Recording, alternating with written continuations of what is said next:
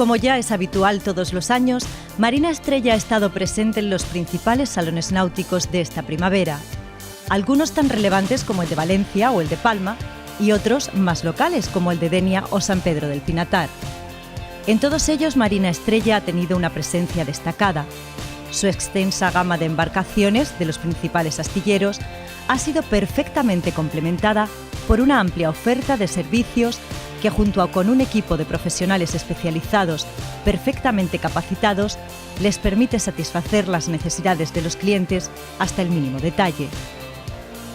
En los salones náuticos es imprescindible estar cerca del cliente para descubrir qué necesita, qué desea o con qué sueña.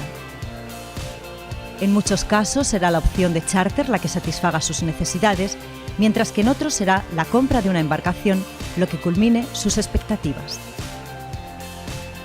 La estrategia de la compañía pasa por captar la atención cada vez más del cliente internacional, ese comprador que acude a nuestro país atraído por el buen tiempo, la gastronomía y la activa vida social y cultural que se da en él.